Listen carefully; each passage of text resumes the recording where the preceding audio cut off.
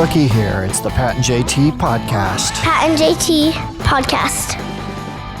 402-403. Ooh, I went through How you doing pre-puberty there. Hi-oh.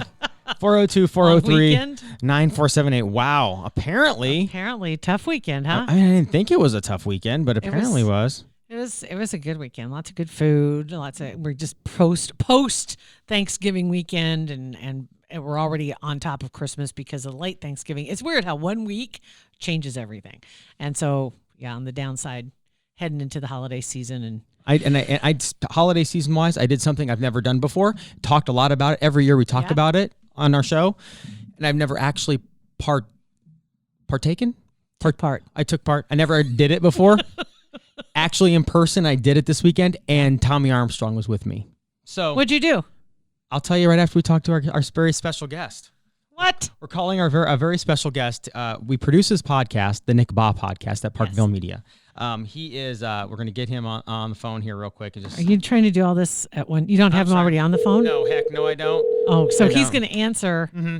Very, very. Hello. Oh, Nick there Bahe, he is. host of the Nick Bahe podcast. How are you doing, buddy? I'm doing just fine. We need to play. We need to do this. Okay. It took me 20 minutes to get your music in here so we could play it at this time. Here we go. Here it is. There he is. There he is. Now he can talk. The host of the Nick Bahe podcast, Yeah. Nick Bahe. Get him all fired up. There it is. Okay, we are, and to let everybody know, at Nick's podcast, he does a lot of sports, he does a lot of pop culture, he does a lot of family stuff, a little bit of everything's in there. Big weekend this weekend. We aren't going to talk about specifics of Husker football. Yeah. There is when you had talked about when Jill just talked about pop culture and stuff because your latest podcast, it's in two parts. Both parts are actually technically already out.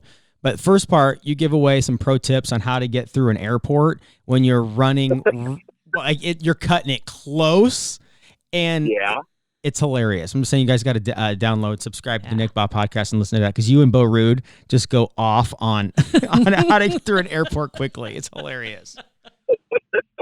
We're just trying to help the people get to their final destination on time. That's all it is. When I met with you guys and was going to do a podcast with you guys, I said, here's my mission. I just want people to make their flights and get to where they need to get to on time, and that's going to be the whole bulk of the podcast. Right? You fly frequently. That's the thing. I mean, you do fly frequently, and for a lot of people, it might be a once-a-year thing. Right. And so you just never know when that flight delay is going to hit, and it's going to create a situation where you got to be Carl Lewis just sprinting through the airport, and when that's the case, you got to have all the information you possibly need to make sure that you get there one piece and get on the flight. Get the cards in your favor, man. Absolutely. Yep. We are going to talk a little bit about the Huskers, though, and that's the reason why you're a very special guest today. There was a little bit of online controversy yesterday, and through the weekend, after the Husker game, a very famous Husker tweeted some pretty harsh words, had strong feelings. Tommie Frazier was upset. I mean, has he been? I follow him, but I don't see all of his tweets. So what's been his? How would you describe his demeanor this season? Well, it's been very similar to how it's been for the past 15, 20 years. And Tommie Frazier's always been a guy, and it's fine. You never want to tell someone, hey, you can't be critical of something, or you can't say how you feel.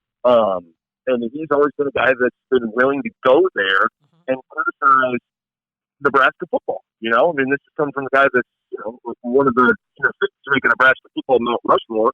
Tommie Frazier's on it.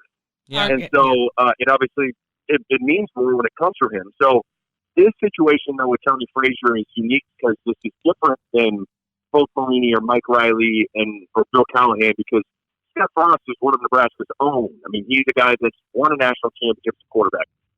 Never forget, Tommie Frazier and Scott Frost were teammates for a year when Scott Frost transferred and redshirted in 1995. So you would think that when you have a guy that is, blood, sweat, tears for the program, you were their teammate for a year, that you would be a little bit more prone to be supportive no matter what.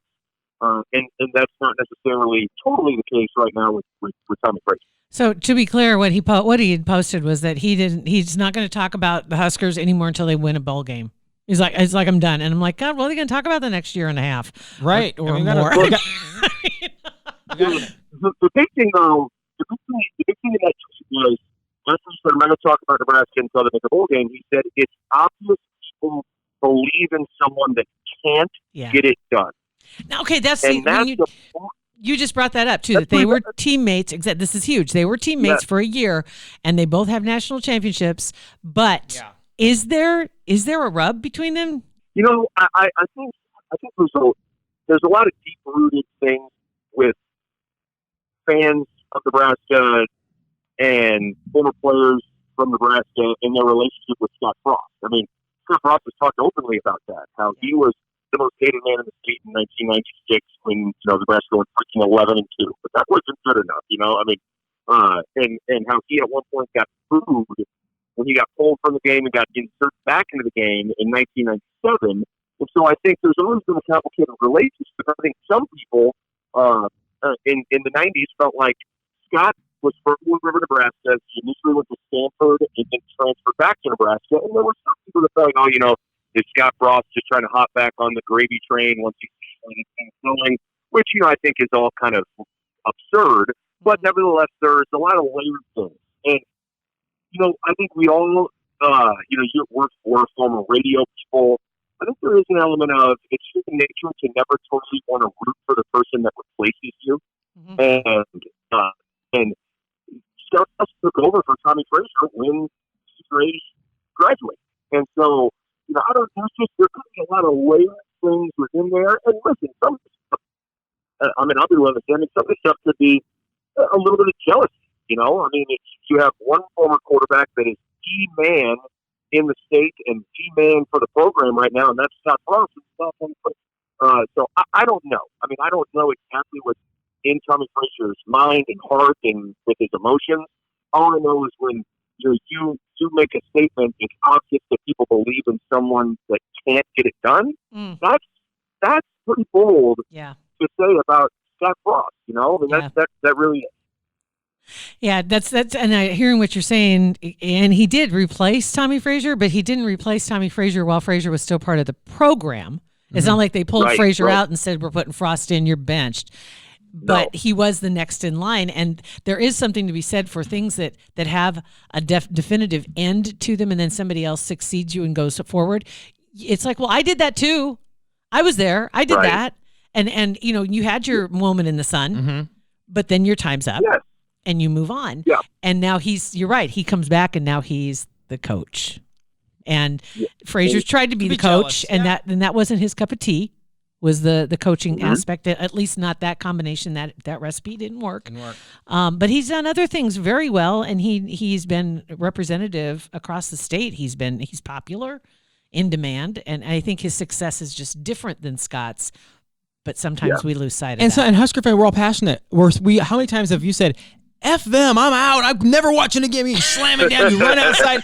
And, Frazier just did that on Twitter. And his words carry a lot of weight. We've all done that. We're like, I'm never watching another game again until the next half starts and we're watching. I will say, though, and I know you've got to go, Nick, you're right. Him calling out Scott like that without actually adding him, he just basically insinuated, that maybe went across the line. But other than that, hey, he's the one voice that's risen above all the other voices in the sea of red right now. Everybody heard that. Right. Yeah. He is, if there's anyone that's earned the right to say what they feel about Nebraska football, Tommie Frazier has 100% earned the right to stay on the field. And we never want to be in a business in any platform or form of censoring someone in what they say. It's just, I think one of the things that Scott Frost said when he was hired was he wanted to get this whole thing, by this whole thing, the state, the football program, everyone united and pulling in the same direction. Yeah. And, it's unfortunate that in times of crisis, that stuff is all that much more important.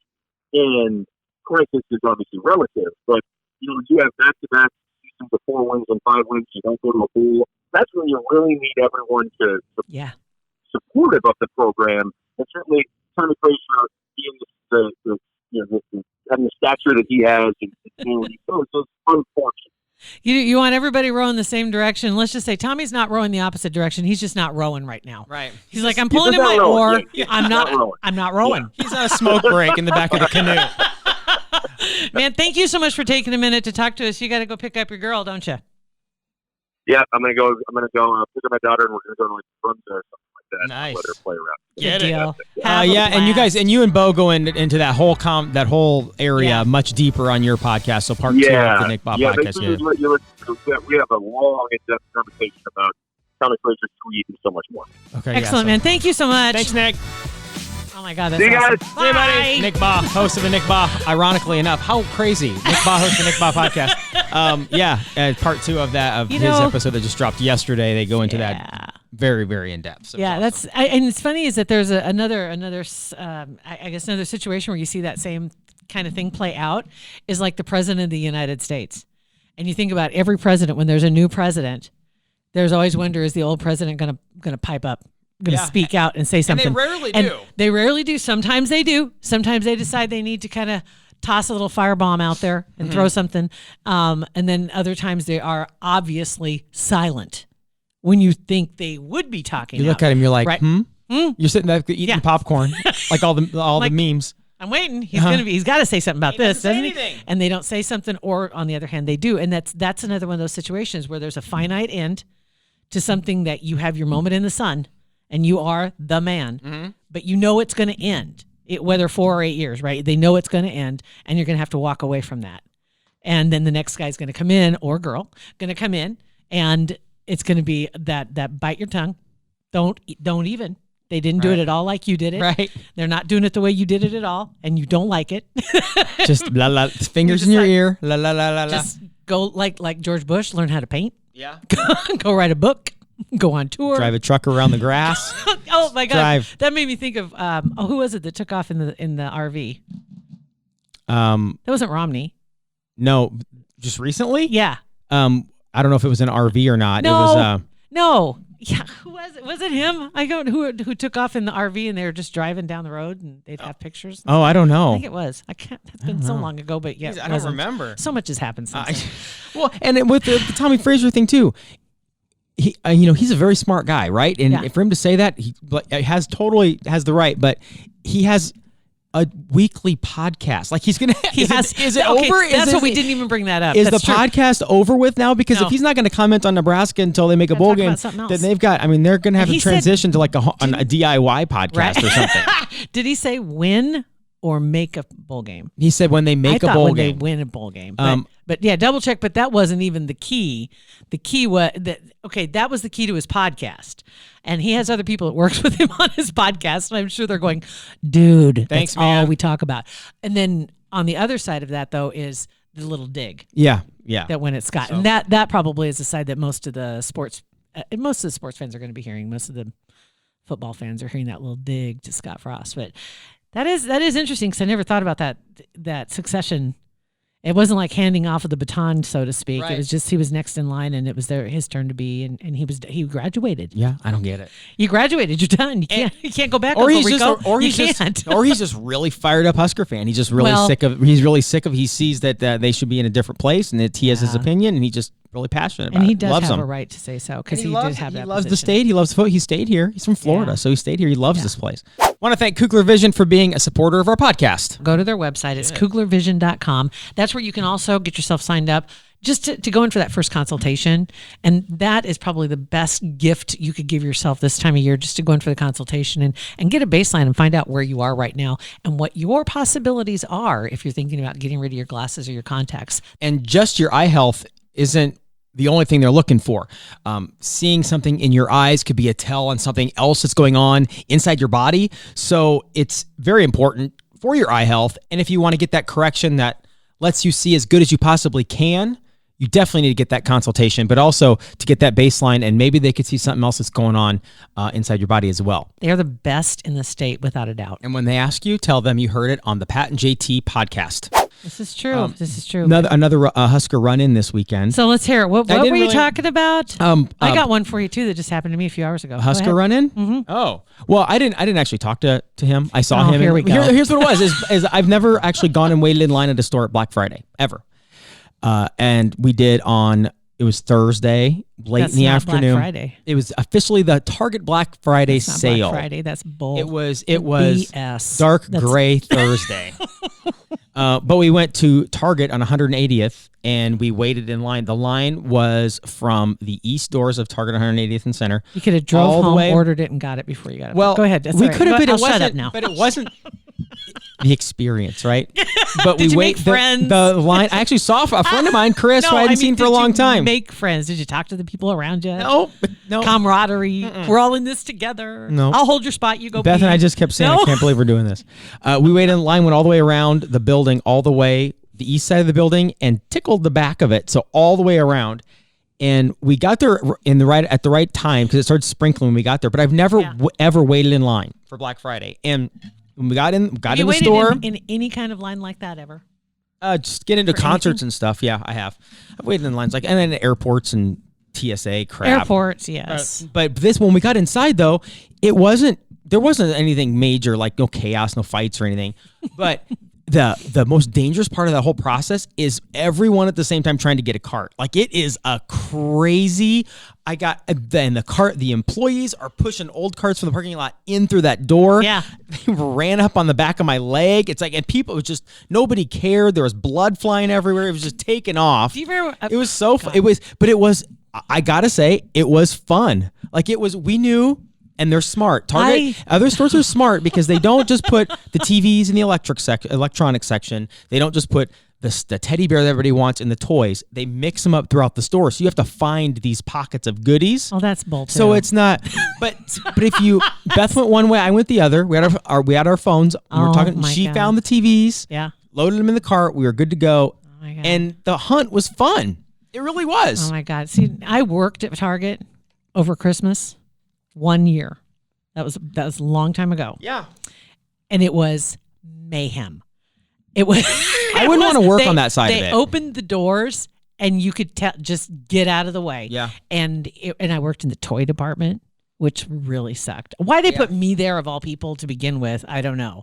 But they put me in the toy department, and it was just mayhem. A cluster, and stuff was everywhere. People destroyed shelves. They destroyed the displays. They finally got to the point they just roll the pallets out, just push it out into the arena and run, and let the lions eat it. I wouldn't want to be on that side of it. The employee side of God.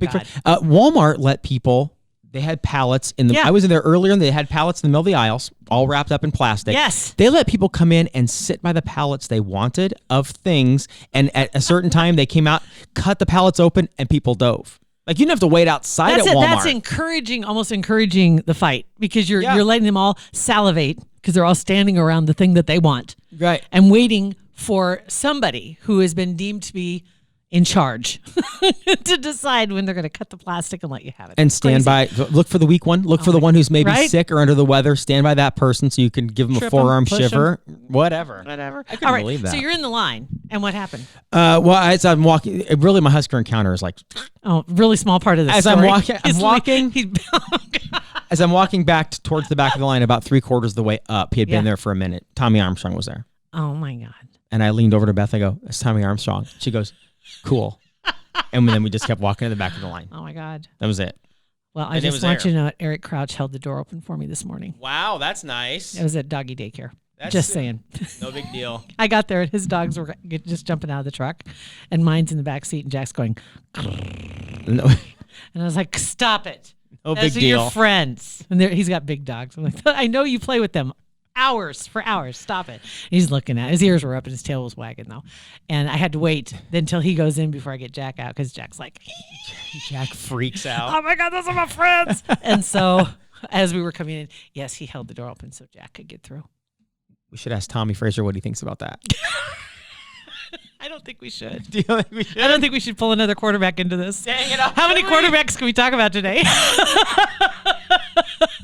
Talk about Monday morning quarterbacks. There it right? is. It's basically, oh my That is God. funny. All the quarterbacks. We covered all the quarterbacks. And that's going to be the name of this podcast. All the quarterbacks. All of the quarterbacks. 402-403-9478. What do you guys think on the Tommie Frazier deal? You can text us. Do you blame him?